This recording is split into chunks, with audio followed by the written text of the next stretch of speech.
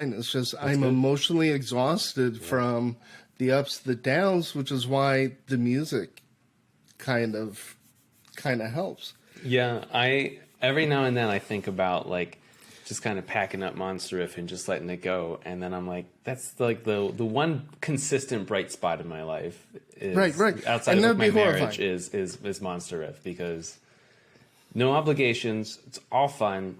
Like you said, it's just like hanging out with music nerds and having a good time. I just reshared, and I hope you don't mind that I do this, but you had some breaking news the other day where a stoner doom band actually mentioned that Black Sabbath is one of their influences. And, Can you believe that? and I love, and we need to add Monolord. I didn't think that one was going to go over as well. So for listeners, Scott's referring to the one of the new satire articles we had come out, and Ryan from Slightly Fuzzed and I alternate satire articles, and he's just consistently better than mine. He's just funnier than I am. So Doesn't it stink it is. It's a bummer. how good that guy is? Yeah.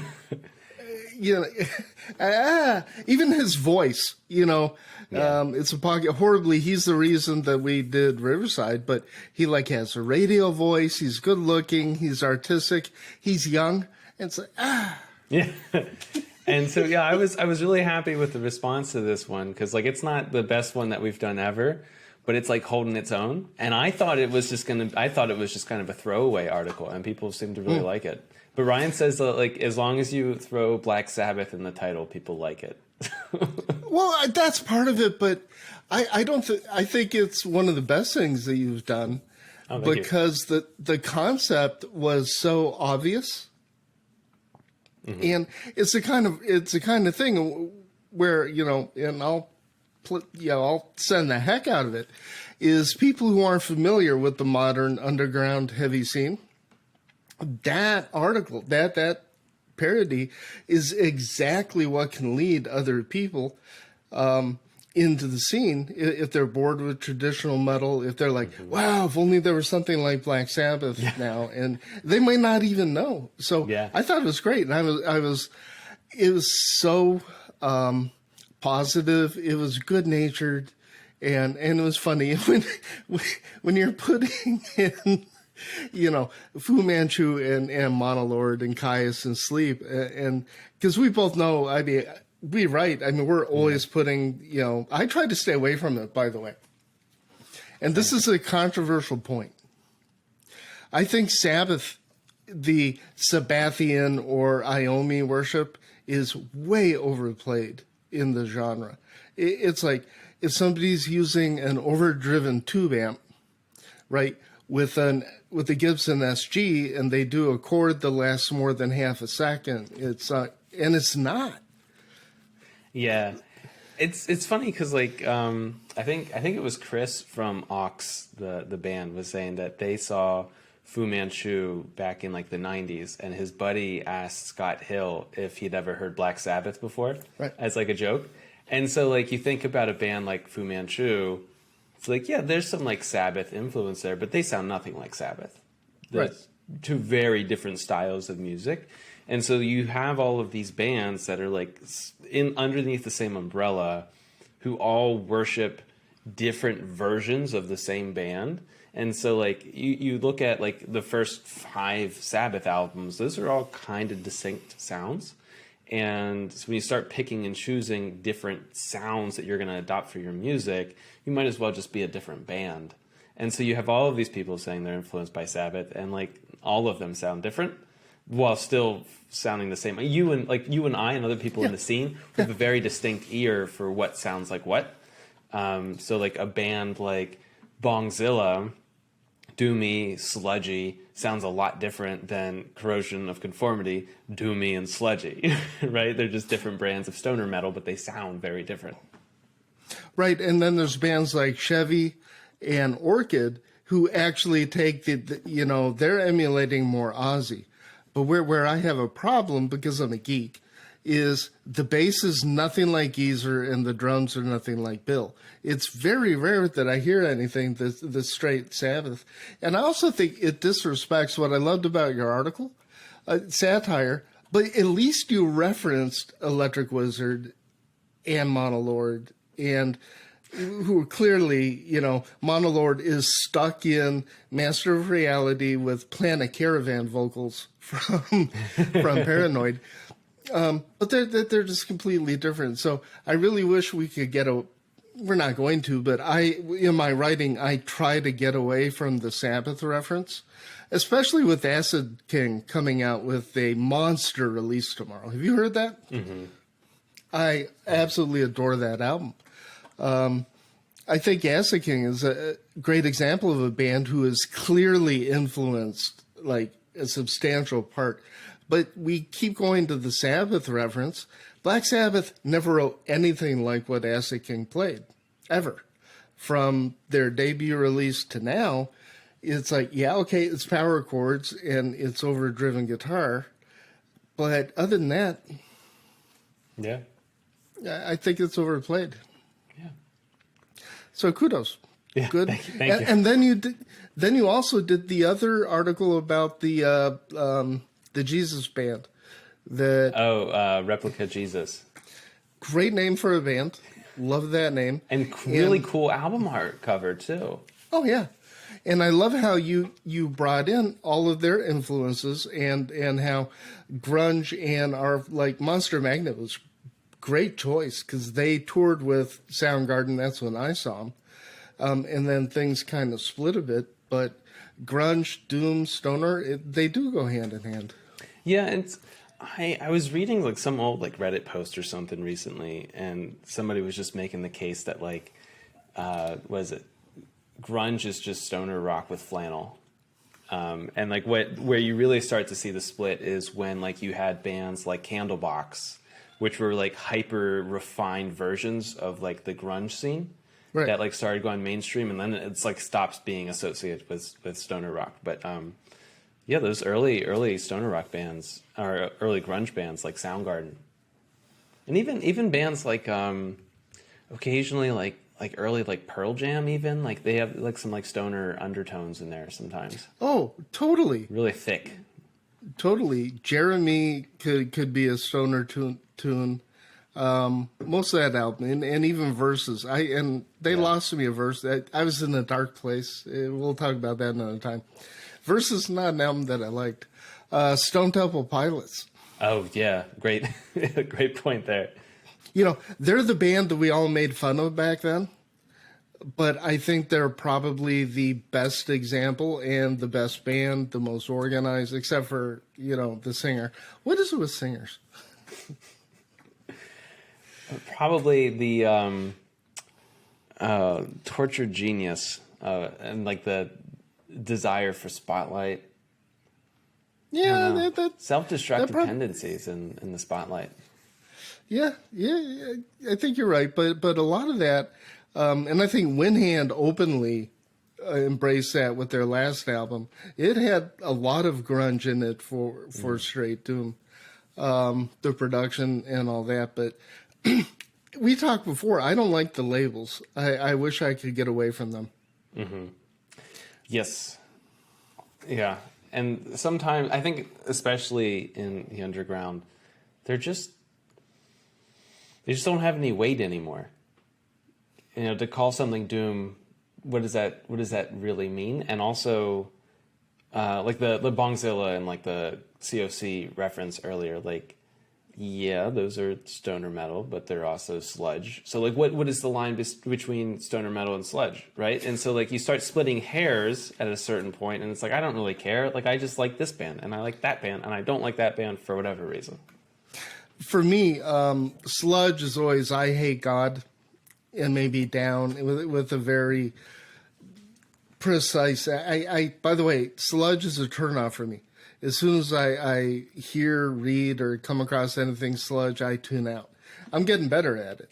But I remember Torch was lumped in with sludge, Corrosion and Conformity, all the bands I mentioned, but very Primitive Man which if anybody really is sludgy, it's going to be those guys. I don't know what they mean anymore. Yeah. So, and then I think grunge had more of a punk influence that very, very punk, especially in Nirvana, Pearl Jam. And now I'm hearing a lot of punk in, and that's what I did today. There's no band I've hated more than Sex Pistols. Oh yeah. I despise that band. I really can't get into punk in general. Right. I mean, like beyond like Blink or like Green Day, like actual punk, I just like can't. I couldn't, and then I made the mistake of watching. I'm on, I think, episode 4 of the miniseries on Hulu. Now they're human beings, and I can't hate them anymore. And I actually started tearing up when they performed Anarchy in the UK for the first time. And I have no idea what's real and what isn't. But God, now I embrace the Sex Pistols because they're human. And that's where I think, labeling things as this, that, and the other, it creates a schism. It creates, and I think we need to go more towards unity. But I'm serious. As soon as I hear punk, I'm out. And then Gravehover challenged that. Quite a few bands, some, love that band from Canada, have challenged that. And so I'm noticing that I'm actually becoming more open-minded. I knew a lot more about Stoner Doom before I started doing the blog. It really makes you realize how little you know. And how much I actually like. Yeah. Because, not pretentious, but I think you agree. It's like, to all my dozens of readers, right? I present a certain brand. Okay, dozens and dozens. But I feel like I have a bit of a response. I can't just spout off, right? Because whatever I spout off on, it's in writing now, and it can be pulled up. So I'm more conscious and aware of what it is I'm saying and what I'm doing. Once you have an audience, your words have value and they have weight, and so you have to wield that carefully in a lot of ways. You do. With great power comes great responsibility. Yeah. Oh, should I be that big? Yeah. By the way, should I point out that today's episode is not sponsored by Ripple, but it is a shout out to Todd Severin and the gang. Yeah. For me, it's also pushed me to be a connoisseur is the first word that's coming to me, but to be push myself in terms of my taste. So there was just blanket, I didn't listen to Doom when I started Monsterriff, and then what I found was just versions of Doom that I liked, and so I keep finding these little pockets of rabbit holes and stuff. And then one of my buddies recently got me into depressive suicidal black metal, which if you had told me last year this time that hey Pat, one day you're gonna like depressive suicidal black metal, I'd be like, nah, I've never even listened to black metal, no. But here I am having a favorite depressive suicidal black metal band now. I'm gonna give a shout out to my favorite YouTube channel. It's called Misery Hymns, and I will get a link in here. She's very quirky. Very intelligent. She did her last one that I watched was an iceberg of psychological tests. So, and me being, my degrees are in psych and her, but she did a fantastic series. By the way, her face never shows up. So it's all her voice, and she'll do 3 to 5 seconds of black screen and not worry about the transition. And somehow it works. So she went and she found black metal albums that had ratings of 0, and she would listen to them and review them and she's like, well, this shouldn't be this is a 10, this is out of 100, but this doesn't deserve. And she pulled one up that I wrote her, I went, great, Now, I've wasted my day. I haven't been working on my channel. I've been binge watching yours. And I just bought a black metal album. Like, the first time ever. That's incredible. And I also can't imagine, as somebody who doesn't even like generally like black metal, I can't imagine listening to bad black metal. Because usually if you're not familiar with the genre, what eventually comes up onto your radar is like the cream of that genre, or at least the most popular version. So to like hear the bad thing first has to be even more disenfranchising. I know, but she's very brave. She also does movie reviews of things like David Lynch, Eraserhead. Cool.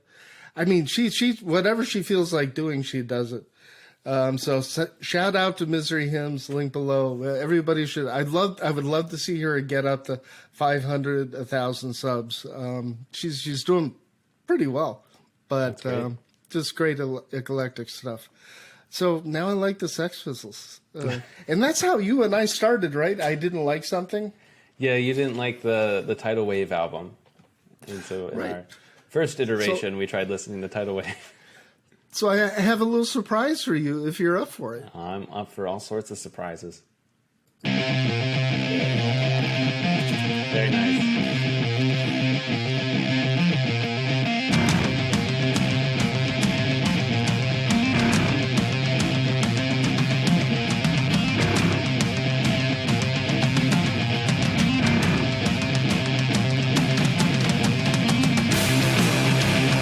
Give me a finger and I'll pause so you can comment.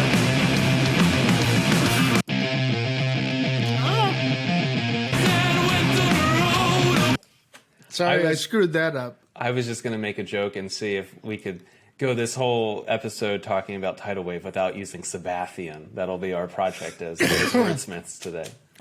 That's hilarious. I screwed that up because, again, I'm learning the interface. Let's try that one again. First, why did you choose this song to change my mind? Oh man, that Tidal Wave record is it's interesting in its breadth, in how it covers sort of different genres and influences. Because it starts off really kind of stoner, and then it ends up more into like that grunge space. A lot of stuff that you might have heard like in the '90s. And so like when I first heard it, I really didn't like it because I listened to it in like the way Spotify had its top songs listed out. So it was jumping around a lot in terms of sound. And I was like, oh, this album feels disorganized to me. And then when you listen to it on the record and it's a little bit more structured, beautiful, totally great. And I think this song in particular, I think it's towards the middle. And this is when the sound is just the band is just really building up a lot of their momentum. And I mean, beginning to end, this song just rips. Okay. So let's try this again. I'm not afraid to admit my mistake. Besides, the beginning is so cool that I was thinking, wow, this would be great intro music for the channel. That'd be ironic. So yeah, just hold your finger up and I'll pause it because I see where the pause button is.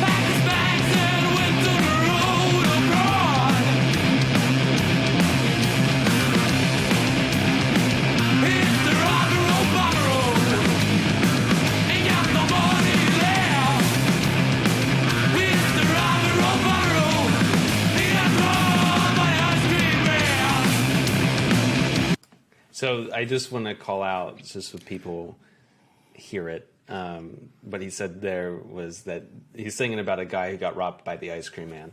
which is another reason I love this song, because it rocks really hard, and then it just has that weird sort of sense of humor about it. And there's that sort of sense of humor throughout the album. So I love this song also for that. Good point.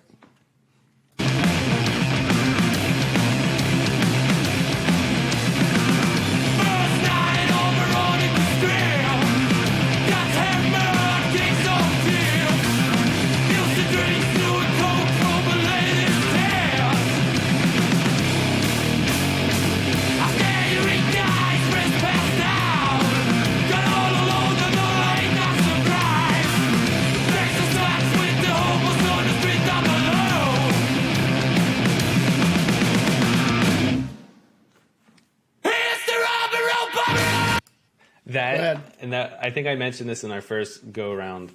That pause right there is my absolute favorite moment on the entire album. That rest just makes the chorus so much better, and it's a great chorus because he comes wailing in, and that rest just punches it up just that 10% extra. And I love that moment. When I listen to this song, I get pumped just for the rest because I know the chorus is gonna just be wild afterwards.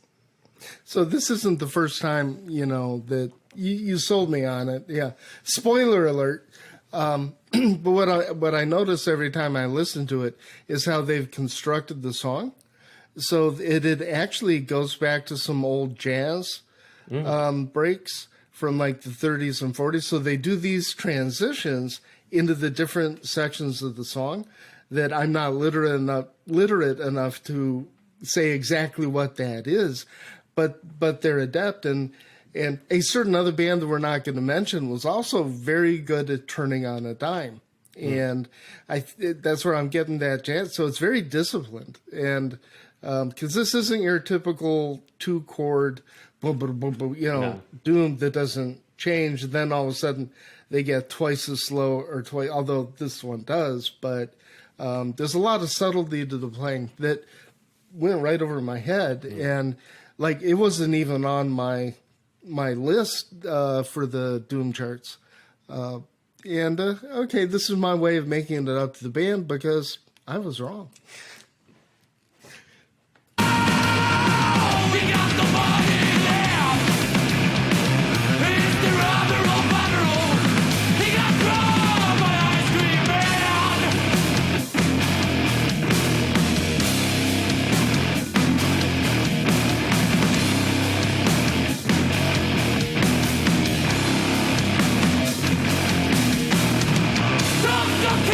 But no other place to go.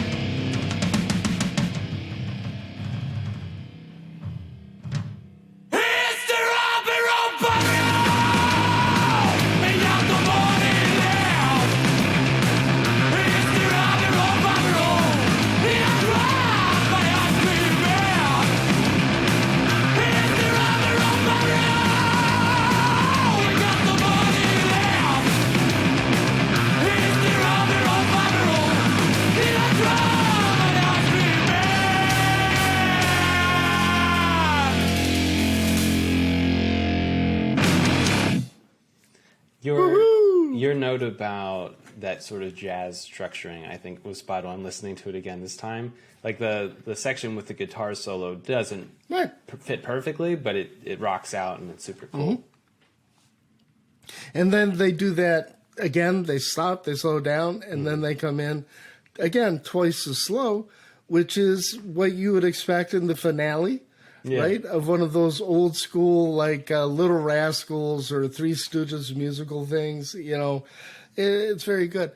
It's a great album. It's a great song. And I'm glad glad we took the time. And that might be something that we do, maybe take turns, you know, when we get together, bring something in. I would like that a lot. That'd be fun. And I need to figure out, I'm pretty sure I can give you host privileges. Oh, cool. So you can load up your own deck. Is that Kyuss Blues from the Red Sun hanging back there? That is Kyuss Blues from the Red Sun. And that is King Buffalo Orion? That's actually a signed version. Oh, and then Sergeant Thunderhoof? Yeah, you got it. Veil? You're 3 for 3. Well, because I have all those. What's the one behind your head? Ode to Io by Lowrider. I would have guessed that. Nice little selection. Do you ever mix them up as kind of like Easter eggs? Yeah, I'm gonna have to start doing that. I'm not like a huge vinyl collector, but being in this space, you have a way of just accumulating merch. So right. I do have a few others to cycle through. Some of them are less appropriate than others, so they like stay, over on other walls because. This is also my setup for like my professional meetings too. Right. I have to be aware of that. I remember I had Bell Witch Mirror Reaper hanging in my office when I was in a clinic. And I was a little concerned because trauma and all this. And I had 2 clients and a salesperson who was in pitching a inpatient recovery that we bonded. He had to go to another appointment in like a half hour. We sat for an hour talking about funeral doom and extreme, and he came from extreme death metal, which again I'm not there yet, but I'm learning. I don't say I don't like it anymore. Metalheads, but are I'm everywhere. Careful. We are everywhere. You just don't know. Like sometime I'll have to do one of these, you know, with my suspenders, my collared shirt, and my tie. And I went and saw Elder. And there's pictures of me. I'm in a Hawaiian shirt. I look like someone's grandfather, right? Just got in off the beach or off the golf course. And anyway, my homage today is, oh my gosh, Youngblood Super Cult. That's a really cool album cover too. Oh, it's a great album. So yeah, I try to mix up the albums as we go along too. So here's the question America has asked me to ask you. Sure. This is what everybody wants to know. Are you on hiatus with Doom Charts? I am on hiatus with the Doom Charts. As the professional side gets more and more frazzling, and my music's time gets more and more precious, I have to be very judicious about where I put music efforts and stuff, and Doom Charts was the last thing in, so it's the first thing out. Yeah, you know, and it's like there's a weird sense of like jealousy now because like my friends that I still talk to in the Doom Charts would be like, "Hey, did you hear this record yet?" And I'd be like, "No, I wasn't on the list." Oh, so they took you off the list? Yeah, I asked them to temporarily take me off as well. So I was like, nah. I mean, there's still stuff that like gets through just because like Monsterriff will get press releases too. But for some of the stuff that I'm not on the radar for, I don't get like the previews. So sometimes people will be talking about an album and like, yeah, I haven't gotten the MP3s yet. Well.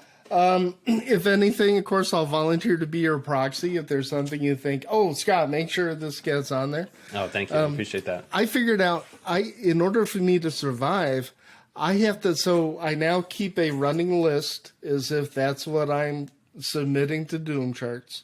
And every time I hear something, I put it on, and then I adjust my order.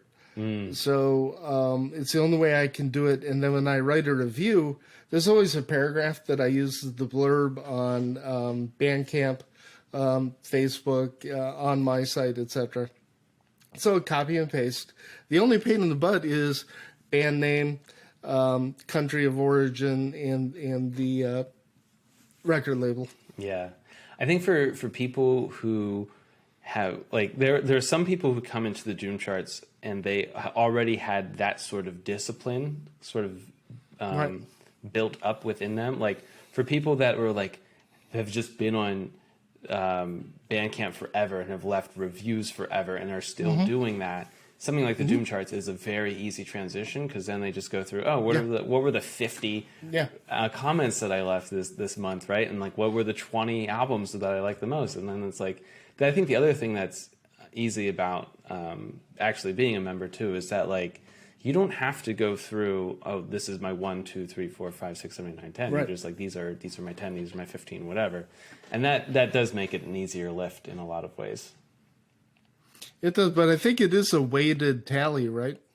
Like, the assumption is it's in order and then it's a weighted. That would explain some of the scores that come out. Oh yeah, the score, something has like 2,000, and then I'm not gonna mention name, but I was shocked. My number one pick from last month didn't even break into the top 40, and I'm like, well, that's weird. Yeah. But it happens. So last night I was actually, you first. Is there anything on your radar though? Is there anything you've heard recently that you just go, oh wow, people need to know about this? I have been a little obsessed with Windhand recently, specifically their Pilgrim's Rest song. I just think that's such a beautiful, beautiful song. And so I've been playing that on like repeat a little bit. I have been getting back into some of my roots. And like last week I was listening to a lot of Built to Spill, which is like pretty far away from Stoner Rock. Did you ever get into Built to Spill? Okay, finish your point, then we'll talk about Built to Spill. Okay, no, I was like, I got really into them in college and had a huge kick for a number of years, and then like fell off, and I realized like I missed a record or two, so I've been going back through them. Windhand is like the only band that's like really in the space though that I've been listening to a lot lately, and then sprinkling other stuff. I've been listening to more Doom recently. I'm working on an article on the history of Doom. So I've been listening to more like Paradise Lost, My Dying Bride, Church of Misery, that kind of stuff, which isn't like my typical go-to fare, but it's popping up. I'm Doom, like start to finish. I have never listened to My Dying Bride or Paradise Lost. To me, it's more, again, stereotype, so now I know what to put on my list. I always considered them more goth. Yeah. Both of them are pretty goth. And then also like a little bit more prog, too. Right. Very symphonic type arrangements. Yeah, symphonic's a great way of putting it. But they're, very influential for what they were, especially in the time periods that they came out of. And I think it's interesting. Again, it's interesting what we call certain things and how we classify different things, because like your average metal fan might not hear something as symphonic as that and say, "Oh, that's Doom," whereas somebody who grew up in Doom would be like, "Yeah, there's some Doom elements in there." Right. There's an interesting album by a group called Hope Hole. They call it Beautiful Doom. And they take the Smiths, The Cure, that type of music, and then the themes are very Doom. I just went nuts over that album. They're actually from my hometown of Fremont, Ohio. I couldn't believe it. I had no idea. I reached out to them. I'm hoping to be able to interview them soon. Where are you Bill? Sorry, real quick. Where are you in Ohio? I was born in Lakewood, outside Cleveland, and grew up in Fremont. Where's Fremont in relation to Cleveland? It's west, so it's right across the lake. So it's about 30 miles south of Toledo. Oh yeah, you're all the way on the other side. I'm out in Pittsburgh, so for a while we were kind of sort of neighbors, maybe. God, I haven't been. So I left Cleveland in 1985 Oh, wow. when I joined the Navy. I've been back once or twice. Gotcha. So you mentioned Built to Spill, Yeah. and which is funny. So Melanie, the bass player, who is probably one of the top 20 bass players I've ever seen. Her command of technique, skill, tone, flexibility is just unbelievable. She's in kind of a power trio called Blood Lemon. And it's very Riot Girl, indie rock. And they do this one bouncy indie rock tune, and I'm blanking on the name. I'll have to put it in the title. It blew me away because all of a sudden the song, I think it's about a relationship problem and the most perfect doom ending. Like, they take it out. It is heavy. It is noisy. The drummer, who reminds me of Meg White, but she's classically trained. She's no joke. She is good. She gets this feral look in her eyes just before they do the the look in her eyes, and then Melanie is just monster bassist, and I do mean monster. So they're recording a new album, and we're talking about I'm going to be able to interview them after they get really done. Cool. So, and that brought me into Built to Spill, which brought me into everything else. Great band, great reference. I'll have to put that in there. Yeah, I was going through I also got really into Modest Mouse when I was in college as well. And the way I found Built to Spill was I'd found somebody in another comment section saying 2 best bands of all time, Modest Mouse and Built to Spill. And I was like, well, if you hold Modest Mouse that high regard, then Built to Spill must be outrageous. And so I got really hooked on them pretty quickly. They have so much beautiful music in their catalog. You have such good taste. Hey, thanks.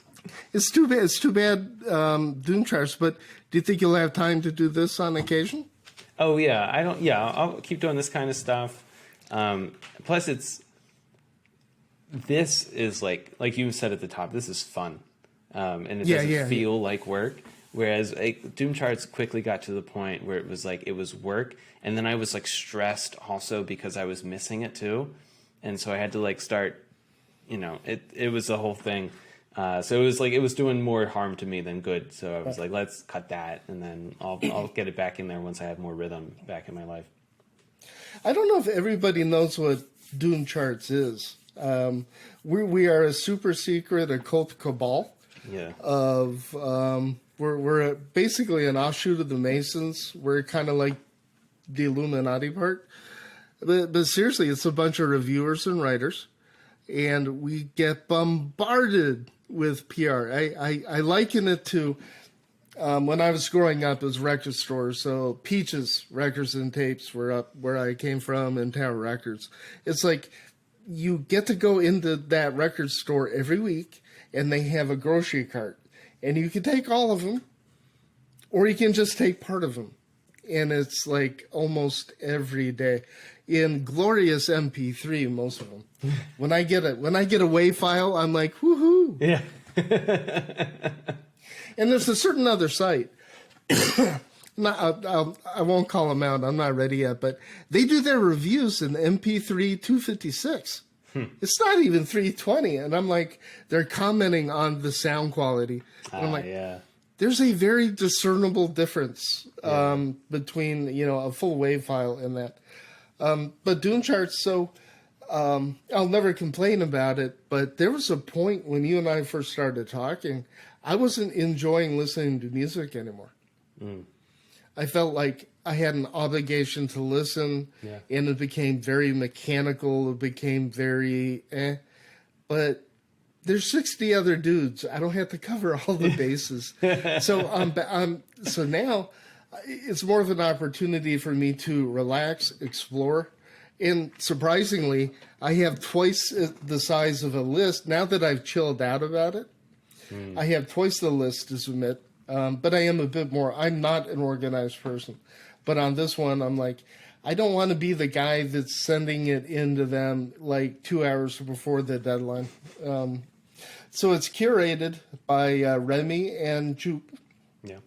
and they tabulate everything. And that's how we get our Doom chart scores. And if you're interested, I'll have the link below.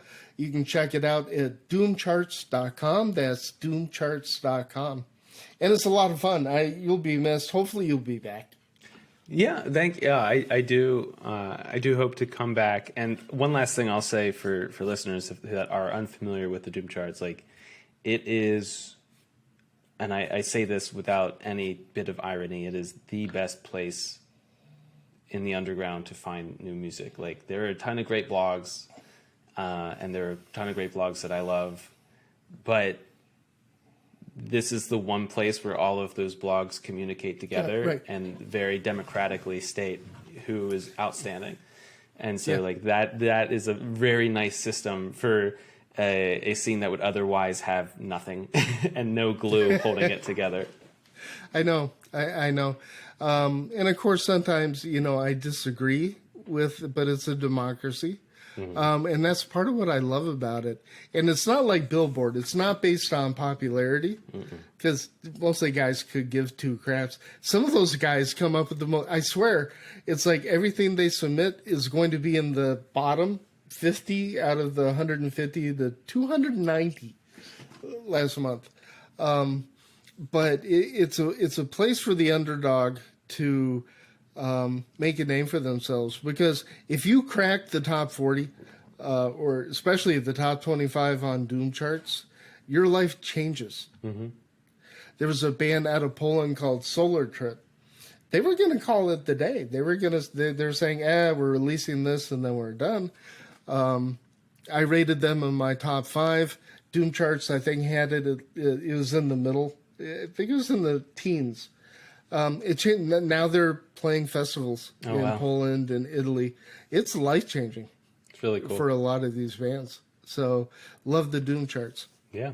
Well, dude, I hate to do this. I actually have to wrap this up. No, all good, man. This is a lot of fun. So, and I'd like to get together you, me, and Ryan at some point. Oh, that'd be fun. I can have up to 8 people, and it's geeky. But how this is going to work is my video and audio are uploading in 2 separate tracks. Your audio and video is 2 separate tracks, so I can have up to 8 people here, which means I have to learn Adobe Premiere. I'm not going to be able to do it on Rush. But yeah, full control. We recorded today at 780p or 760p, but we can do, what's your resolution of your, is it a laptop or a camera? Oh, it's a 1080. Yeah. So I didn't do 1080 this time. I'm trying. By the way, I did one in 4K. I don't think I had it 4K 10-bit high dynamic range. You can see every crevice. You can see I'm like, oh, no. I think we're going to dial this down to 1080. It's like too revealing. I mean, I need a makeup person. Yeah, I was going to say. To do the, but you can either do makeup or have a bad camera. So we shouldn't have any dropouts. It all should be good. And this is one I'm going to take a swing. I'll probably have this up Monday or Tuesday. Super cool. I'm excited. I am too. It's like our 3rd time. Yeah. And this, as long as I don't screw anything up when I go stop. Yeah, right. But no. And what's cool is 99% of this is already uploaded. So beautiful. We're good. So any last folks for your adoring public? Oh, for my adoring public. So Monsterriff is not going anywhere. We still have content ideally going up every Friday, and then satire every other Tuesday. Come hang out, read some stuff, find some new music, and also if you're out there and you've got some music that you can't get out of your head and you're super excited about, send it to me. You can find me at Monsterriff on Instagram or Facebook, or you can just email me at pat@monsterriff.com. That's really good. And then there's this other Cabal that I don't know if I might get assassinated for mentioning this. Isn't there another thing that it's called the Fuzz Club? Oh, yeah. I am also a member of the Fuzz Club. That is another loose collection of writers and musicians, really cool people, and we do that every other Thursday-ish. And Ryan from Slightly Fuzzed coordinates all of that. He does a fantastic job. And if this is coming out Monday, I will say that there's a new episode coming out soon that I don't think you guys will want to miss. So keep an eye out for that. Now, is that the Mesa or is that the one before? Something even different. Oh, folks, you have to turn in. Stay tuned to this channel. Stay tuned to both our blogs, Clean and Sober, Stoner.com, Monsterriff.com, and there are 2 R's. They didn't cite, they didn't go Monster If. No, it's Monster Riff. You need to type both. Yep. Pat, it really, thanks a lot, man. And now, everybody, let's give Pat a hand.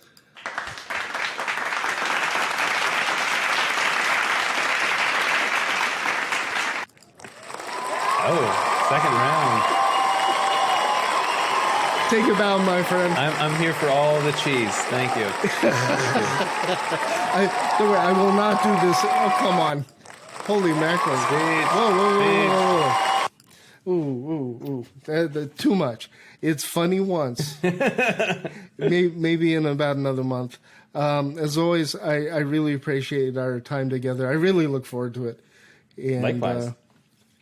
And it'd be nice to stay in touch as both of our tastes change, our experience changes, and hopefully that's what the audience is going to get out of it too.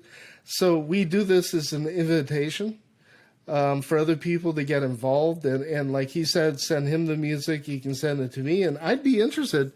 Would somebody like to get on here with me and talk about their favorite album that might be disregarded? I am not opposed to talking to fans, even if, because really it's only 12 people are going to see it, so it's not like you're going to be internet famous all of a sudden.